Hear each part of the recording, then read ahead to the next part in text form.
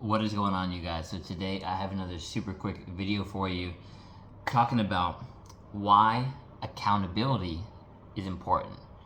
So if you're not sure what accountability is, basically it's taking responsibility for certain things or what's going on, right? So particularly for men, I think this would be good for everyone to do in general.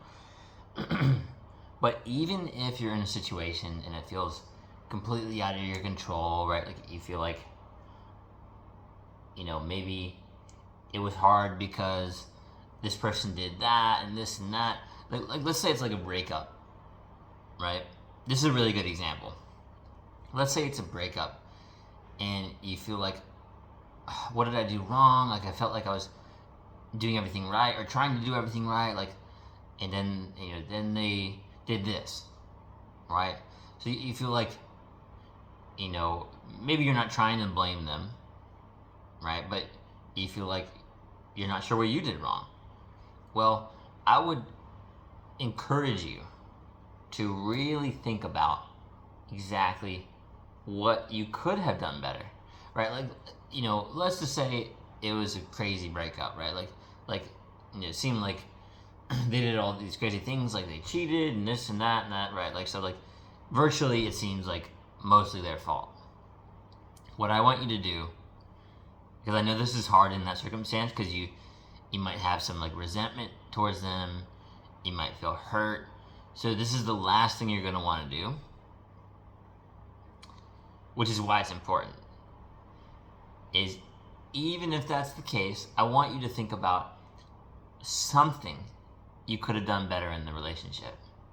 Something that you can always do better in each situation, right? So it's not just that situation. I know that's hard to hear, right? Because, it might be something you're a little bit defensive about in that circumstance. And I'm not saying that it's necessarily your fault, right? I want to make that very clear. I just am aware that it takes two to tango. And at the very least, one thing worth bringing up there is maybe you could take accountability for maybe some red flags that were overlooked, or some things that you let slide when you were dating in the early stages, like maybe you knew or maybe you didn't know, right? The thing is that like somehow you ended up in a relationship or situation with this person where it ended up causing some emotional pain. Now, you can't take responsibility for that, right? So, even if it's something else, right? Like you allowing that person in your life, attracting them, right? You can figure out how to tweak that and do better next time. Or anything else, right? Like maybe you're not going to the gym enough. Maybe you're not working on your business at all because you work regular, like a day job, and then you're always tired when you get off of work. Like, believe me, like I totally understand it's a difficult situation. And at the same time, two things can be true, right?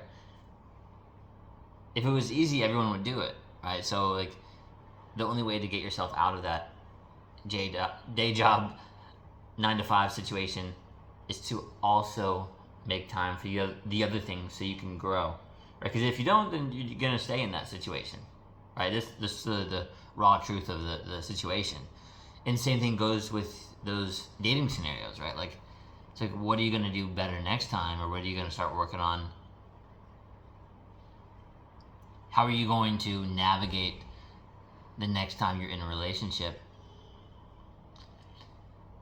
And I think something worth mentioning, because I heard this the other day, and it's a little bit of a side note to this, but this guy was talking about how some people have like a self-development addiction, or like a healing addiction. Like, oh, I've always got to heal my trauma. I've always got to find another thing to heal. Well, certain things you're just going to learn by being in a relationship. Like those things are just going to come up while you're dating around other people. And instead of self-sabotaging, retreating, breaking up the relationship, this and that, so all those things are running from it. Rather than, because everyone wants to avoid those situations, but if you start to actually sit and feel through it, like don't doom scroll on your phone, just actually sit. No music, no podcast, no nothing. Sit and feel it.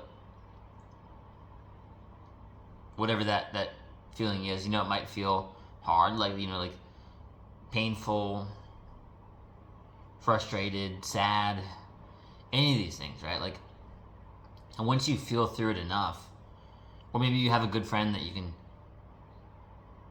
explain the situation and what happened, and you'll notice basically if you continue to say it, like basically ask your friend to make you keep retelling the story until it doesn't have any emotional effect anymore. That's crazy because you're not going to want to do it. But once you do it, each time you're going to get less emotional as you tell the story. You're just going to be recalling it rather than sounding resentful or bitter or frustrated about it when it happens, because you're going to really actually get it all out. You're feeling through it, sitting through it, thinking. You might be recalling newer parts each time, and by the end of it you're going to be like, it doesn't really bother me anymore because I actually felt it. I felt the feelings. Isn't that ironic? Like you don't want to feel the feelings. And this is why it's important to be accountable, right? Because you can run from these things your whole life. Run from handling this stuff. Avoid it, right? Because that's what you see a lot of people do. Is like, oh, I gotta watch another YouTube video. I gotta listen to another podcast. I gotta read another book. I gotta take another course. I gotta heal these things, blah blah blah, beforehand. And some of that work is done alone. And I think there's a good amount of that work that's done when you put yourself in the fire, the uncomfort zone, if you will, right?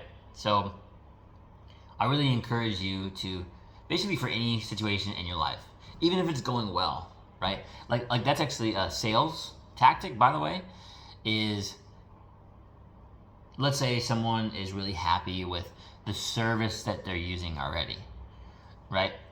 Your last question for them could be, well, I mean, it seems like it's going really well. Like, it seems like you're really enjoying what your other person is providing you, right? So it's like, seems like everything's going really well. You're getting a lot of progress out of it. So just out of curiosity, is there anything that you would improve about that situation if you could? Or is it like 100% perfect? And they might find something. They might not, but they might find something because of that, right? And I'm not saying like it has to be perfect. Don't get me wrong there. Because some people are perfectionists in a way where they hold themselves back and they overthink and they never get anything done.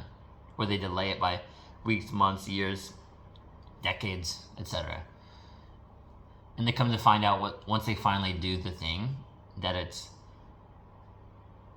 they realize it was ridiculous that they held themselves back for so long. So, again, as you can see, the moral of the story here is think about how you can be 1% better each time. Things you can improve. Just find all the little gaps to improve. While also sitting in the fire, getting out of your comfort zone, doing the thing. Because that's the only way you're actually going to get in the direction you want. Not another book, not another YouTube video, not another podcast, right? Just go do the thing, all right? I hope this video helps. If you liked it, like and subscribe, and I'll see you in the next one. You got this, bro.